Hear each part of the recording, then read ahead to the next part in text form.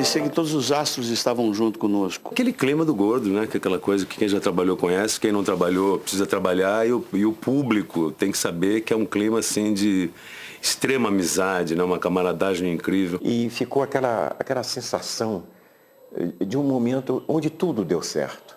Pois não é sempre que tudo dá certo, né?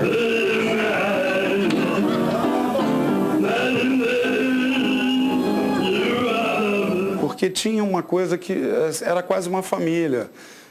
A gente viveu em função desse trabalho durante acho que uns 3 meses, mas assim, completamente voltados para ele, né? Foi como se a gente estivesse brincando, sabe? Brincando, vamos botar umas roupas e vamos brincar. Isso, a Malu sujava roupa de sorvete, então era um problema. Então, a sorvete de chocolate. A gente queria aproveitar aquilo ali até a última gota. Então a gente ficava muito junto, o tempo que a gente não estava gravando, a gente estava junto também. Foi uma época mágica.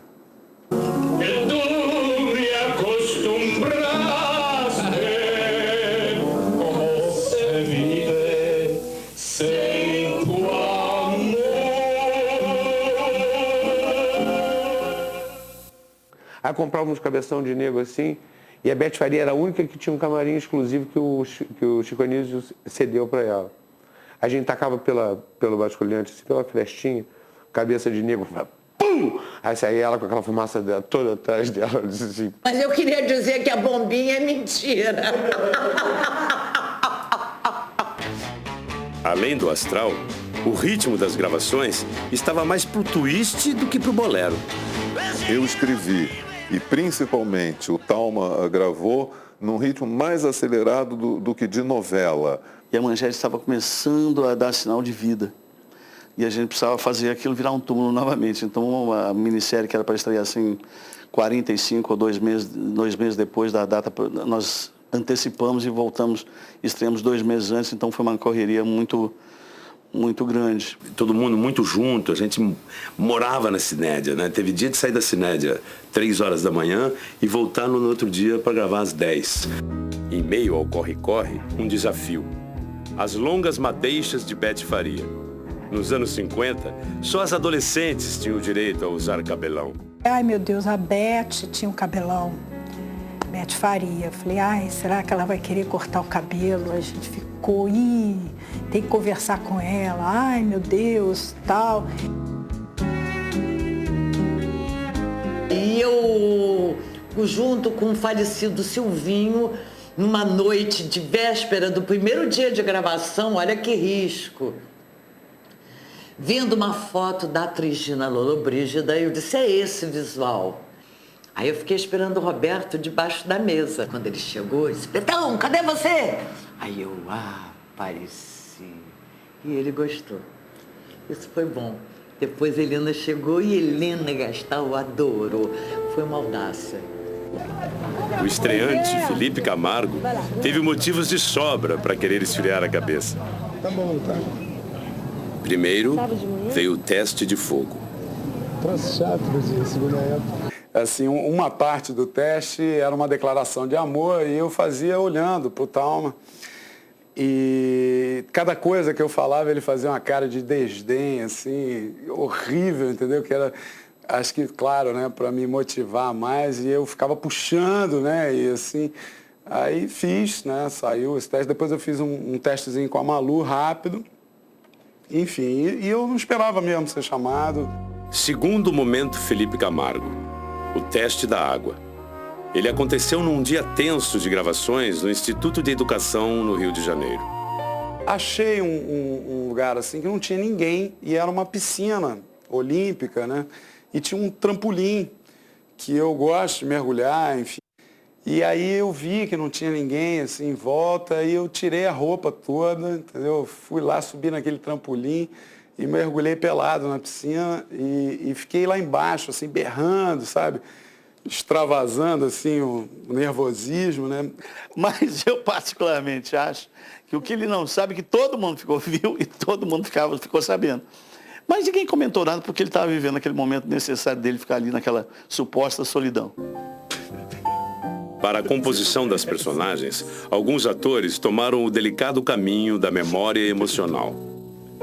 Eu estava vivendo a perda da minha mãe. E quando eu vi as primeiras cenas, eu estava ali quase que representando a minha mãe. Aquilo está no ar.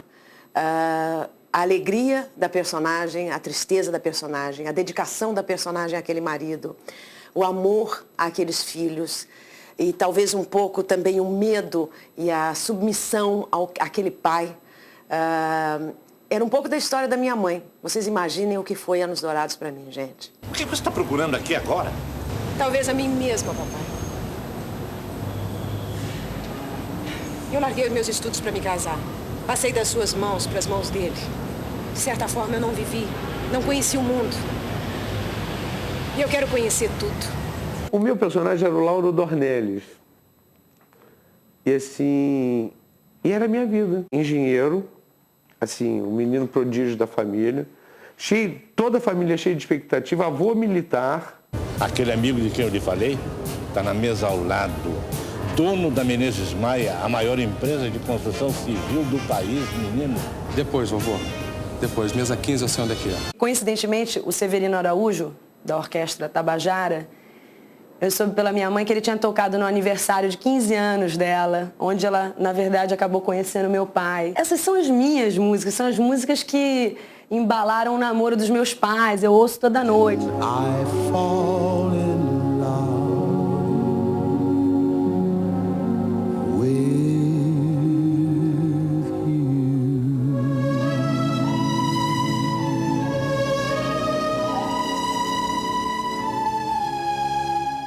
Bom, eu não sei se a fonte dos desejos é a ponte... O Urubu conquistou o público no detalhe. O Urubu, meu personagem, ele tinha uma coisa que as pessoas adoravam e que era sei lá, um bordão, uma gag, não sei o que era aquilo. Sempre que ele falava sobre mulher, sobre alguma coisa que tinha sexo envolvido, né? Ele sempre fazia assim... Isso foi uma coisa minha e do Talma, foi uma coisa que nós criamos juntos, porque numa cena ali brincando, eu falei um texto, acabei a cena e o Talma pegou e fez assim, não fui eu, essa parte foi ele. Aí eu peguei, na hora de gravar, fiz assim, e dei um acabamento para dar né? Então foi uma coisa bem conjunto mesmo. Ele brincou com o texto, fez assim, quando acabou a cena, a gente ensaiou e eu complementei. Taumaturgo Ferreira também conquistou a simpatia do autor Gilberto Braga no detalhe. E eu achei o máximo porque depois de conversar, Taumaturgo disse assim, eu achei que você era metido. Para uma cena difícil, uma direção desconcertante. Rosemary, a avançadinha, ia revelar para Marcos que era virgem. Isabela Garcia e Felipe Camargo ensaiaram como loucos. Quando a gente chegou lá para gravar, a gente começou a bater o texto, ensaiar. O Roberto Talma falou assim, não é nada disso. Eu sei que foi uma dificuldade, você ter que botar tudo que estava na sua cabeça, todo aquele tempo já cristalizado de outro jeito. E eu acho que a cena ficou muito legal exatamente por isso. Virgem. Algum desses garotos aí da rua ensinou que eu não era? Não, eu não quis dizer isso. Eu só falei porque... Porque eu não tenho vergonha de gostar. Gosto sim, Marcos. Sempre gostei.